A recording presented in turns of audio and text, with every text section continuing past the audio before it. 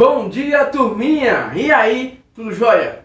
Como é que vocês estão? Como é que vocês acordaram hoje disposto a uma nova aventura? Disposto a aprender? Isso aí, que bom, que maravilha! Que maravilha que você já está de pé, já botou sua roupa da escola, já tomou seu café e está pronto para essa viagem. Falando em café da manhã, coisa maravilhosa, nós vamos falar sobre as alimentações das plantas e dos animais. Isso, nós vamos falar como eles se alimentam. Professor, as plantas se alimentam? Sim, elas se alimentam e você vai descobrir como isso ocorre hoje. Vem comigo e vamos que vamos, porque juntos chegaremos. É isso aí, turminha. Abra seu livro na página 46. Isso, página 46 tem essa imagem aqui muito interessante. Essa imagem que está passando aqui, ó, muito bonita. Ela fala sobre as relações alimentares dos seres vivos. E nessa imagem você consegue ver aí o tubarão querendo se alimentar dos peixinhos. O pobre coitado dos peixinhos, mas faz parte do processo, porque os peixinhos também se alimentam de outra coisa. E você consegue ver aí uma onça pintada querendo devorar uma capivara. Pobre coitada da capivara, mas é um processo, é um ciclo, e a capivara certamente vai devorar outra coisa. Vamos falar hoje da fotossíntese.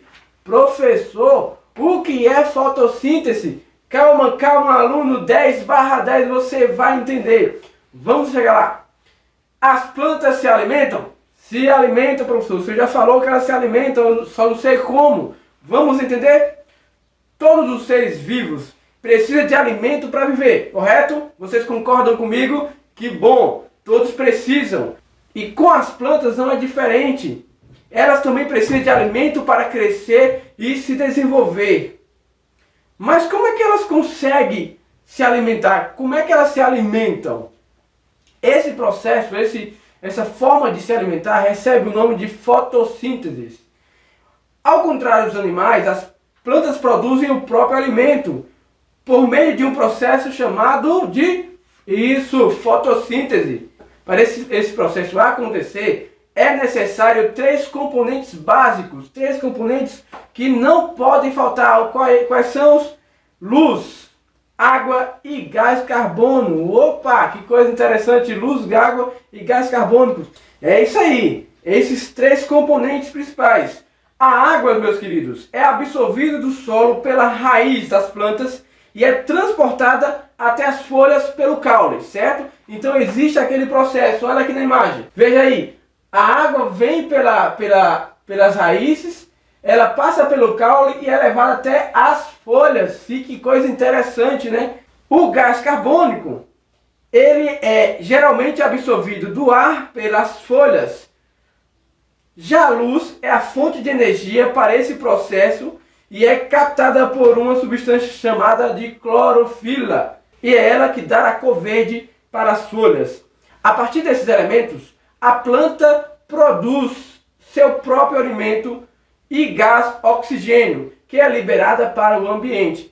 Perceba na imagem que você vê aqui. Ó, a água vem pela raiz, como já havia dito.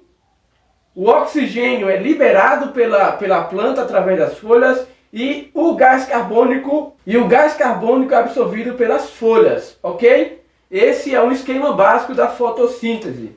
Professor, o gás carbônico é o que tem no ar? Isso. E geralmente ele é expelido quando nós falamos.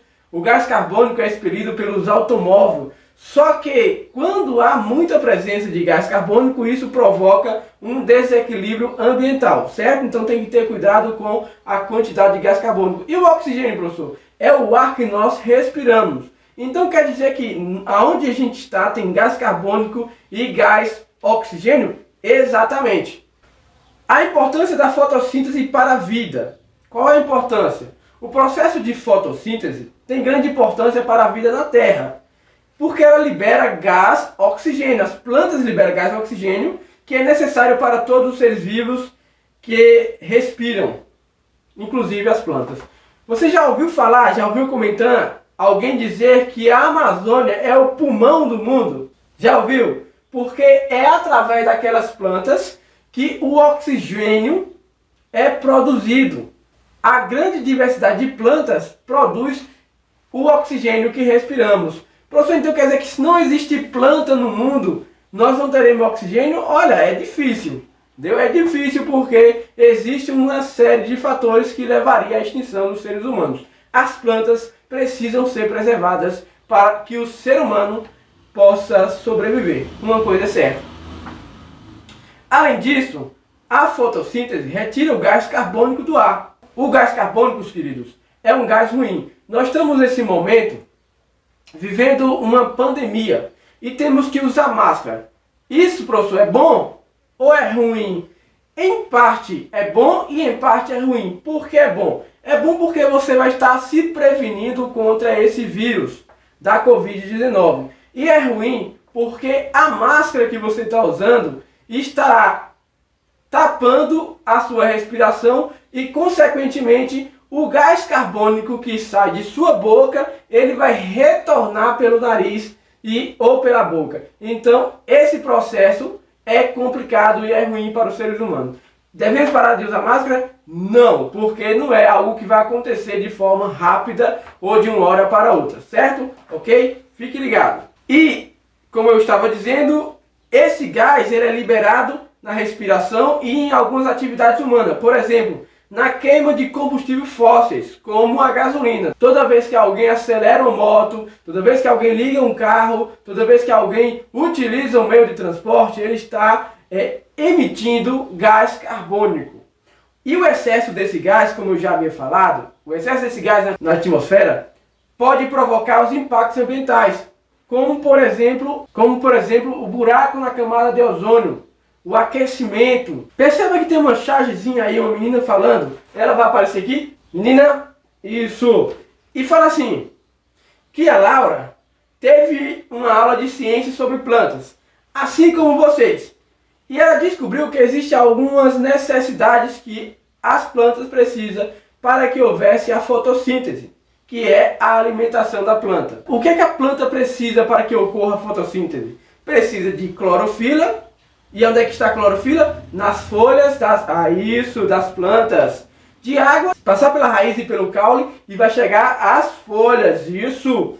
O gás carbônico que vai ser absorvido diretamente pelas folhas e a luz que vai ser absorvida pela clorofila que está na folha. Muito bem, que bom que você aprendeu, aluno, que bom que você entendeu. Existe um mito que diz o seguinte, que não é bom que o ser humano, que os homens e as mulheres, durmam em seus quartos com uma planta. É verdade, professor? Não. Porque se fosse assim, como o livro traz, todos os índios da Amazônia morreriam. Eles moram dentro de uma grande floresta e são cercados por árvores, certo?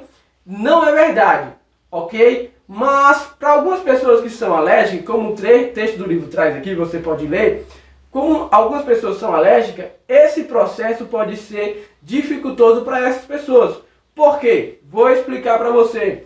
As plantas, ela têm um inseticida natural que protege elas mesmas dos insetos e é expelido durante a noite, esse repelente natural, ok? Além disso, a planta ela suga o oxigênio, um pouco do oxigênio do ar. Não é muito, é pouco, certo? Ainda que você tranque seu quarto e coloque um monte de planta, ela não vai sugar o oxigênio que está ali dentro, certo? Ok? Pelo contrário, ela vai absorver o gás carbônico que está lá dentro e vai ajudar bastante. Tá ok? E para complementar a nossa aula, eu espero que você tenha gostado. As imagens passaram aqui. Que bom que você pôde participar. Agora vamos fazer uma atividade basiquinha. Página 51, tem aí, ó. Página 51. Faça essa atividade. Ok? Página 51, tá certo? Faça essa atividade. Tira uma foto com ela feita no rosto e manda para o grupo. Um forte abraço e fica com Deus. Tchau!